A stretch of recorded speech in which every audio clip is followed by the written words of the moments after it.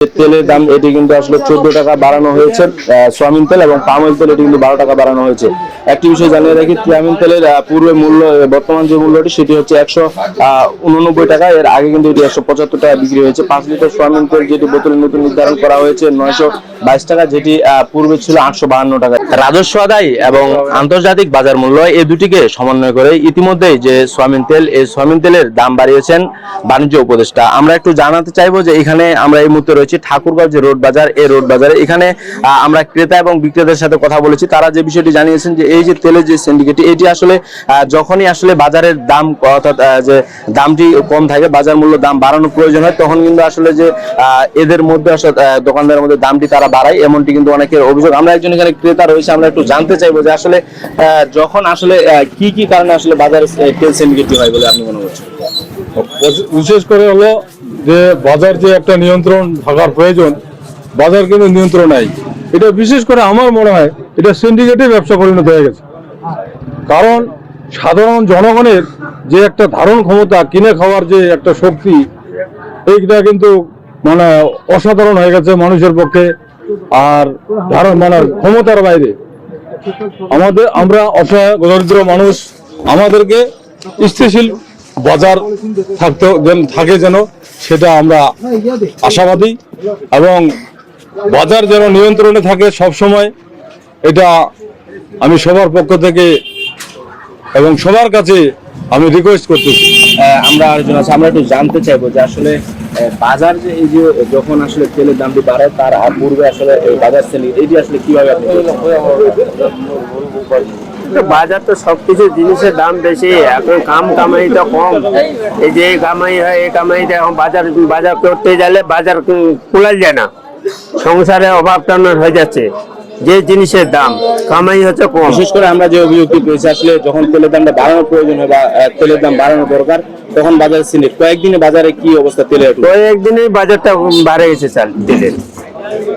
আমরা যেমন জানছিলাম, আমরা যদি এখানে আরেকজনের কাছে জানতে চাই যে আসলে একজন এখানে বিক্রেতা রয়েছেন, তেল বিক্রেতা, আমরা একটু জানতে চাইবো যে এই যে বাজার সিন্ডিকেট এটি কেন আপনি মনে করছেন?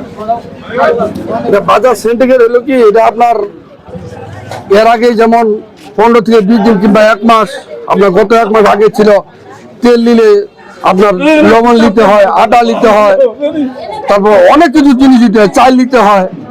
এভাবে কিন্তু তেলটা সংকট হয়। তেলের দাম বাড়ুক সেটা আমাদের বরাবর না, তেলটা যেন বাজারে অ্যাভেলেবেল পাওয়া যায়, যে সংকট তৈরি না।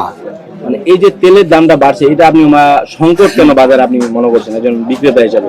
অনেকে যারা সিন্ডিকেট করছে যে আসলে দাম বাড়ানোর পূর্বে কয়েকদিন যেমন আমরা দেখেছি তেলের দামটা তেল পাওয়া যাচ্ছে না, এটি কেন? কিন্তু কোম্পানি তো তেল দিচ্ছে না।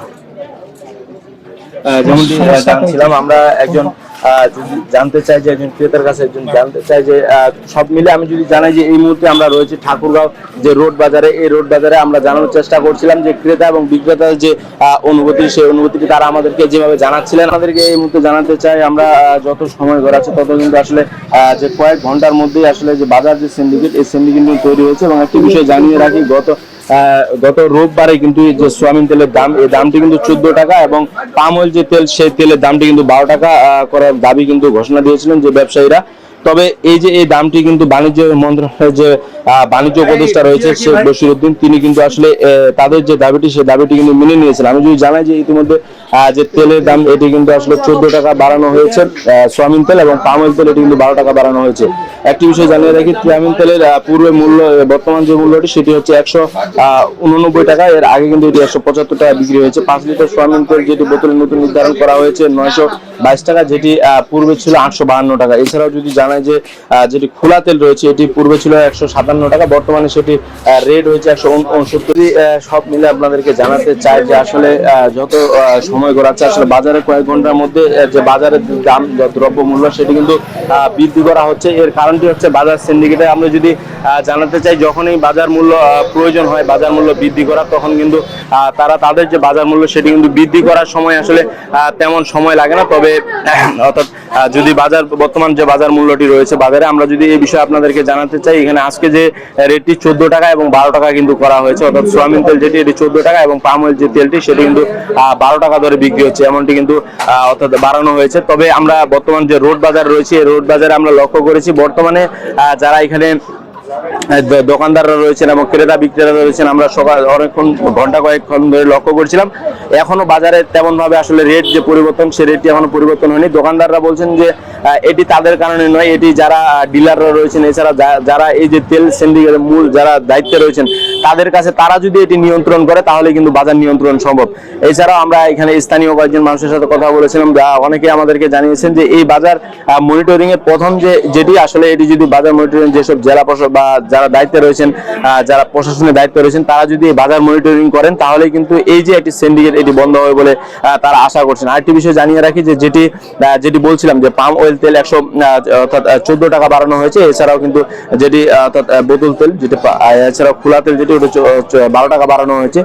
সব মিলে যদি জানেন যে বাজারে যারা রয়েছেন ক্রেতা বিক্রেতারা উভয়ের যে অভিযোগটি, যে যখন প্রয়োজন হয় অর্থাৎ যদি তেলের দাম বাড়ানো প্রয়োজন হয় তখন কিন্তু আসলে দ্রুত সময় তেল সংকট দেখা যায়, এটি কিন্তু বরাবরই চিত্র সব সময় দেখা যায়। এছাড়া রমজান মাসে আমরা লক্ষ্য করেছি, রমজান মাসের উপলক্ষ করে কিন্তু অনেক সময় যখন তেল অর্থাৎ রমজান মাসের আগে কিন্তু তেল ঘাটতি পড়ে যায় বাজারে, সেটি কিন্তু আমরা বরাবরই লক্ষ্য করেছি। তবে এবার দোকানদাররা বলছেন যে যদি এই সমস্যা যদি সম্মুখীন এই সমস্যাটি যদি তারা সমাধান দ্রুত সময় না করতে পারে তাহলে কিন্তু বাজার যে নিয়ন্ত্রণ, এই নিয়ন্ত্রণ স্বাভাবিক আসবে। এছাড়াও যারা বিক্রেতারা রয়েছেন, ক্রেতারা রয়েছেন, সকলে বলছেন যে যেহেতু 5ই অর্থাৎ 36 আগস্টের পরে দেশ পূর্ণ স্বাধীন হয়েছে, এই স্বাধীন দেশে আর মানুষ অস্বাধীনভাবে থাকতে চায় না, এমনকি কিন্তু মানুষ বলছেন যে যাতে যে সিন্ডিকেটই, এই সিন্ডিকেটই বন্ধ হয়। এবং যারা বিক্রেতা আছেন তারা বলছেন যে যাতে তেলের দামটি বাড়ার নিয়ে কারো তেমন কোনো অভিযোগ নেই যারা বিক্রেতারা রয়েছেন, তবে তাদের যে অভিযোগটি, সেই অভিযোগটি হচ্ছে 1 লিটার বা 10-5 লিটার তেল কিনলে সেই তেলের সাথে আসলে আলাদা কিছু কিনতে হয়, এটি তাদের অভিযোগ।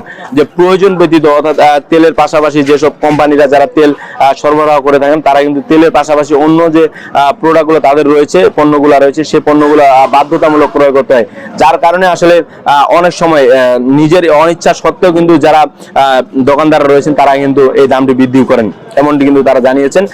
আমি যদি আরেকটি বিষয় জানিয়ে রাখি যে আজকের যে উপদেষ্টার এই যে দাম বাড়ানো নিয়ে, এটি আসলে যদিও সাধারণ মানুষের মধ্যে অনেক অভিযোগ রয়েছে যে আসলে এর আগে স্বাভাবিক দাম থাকায় তবে আজকে হঠাৎই কেন দাম বাড়া হলো, এমনটি অভিযোগ করে ব্যবসায়ীরা। এবং যেটি তাদের যে দাবি, এটি হচ্ছে যে স্বাভাবিক তেলের দাম বাড়া নিয়ে তেমন কোনো অভিযোগ নেই তাদের, তবে এই যে সিন্ডিকেট, এই সিন্ডিকেটই বন্ধ হবে এমনটি আশা করছেন।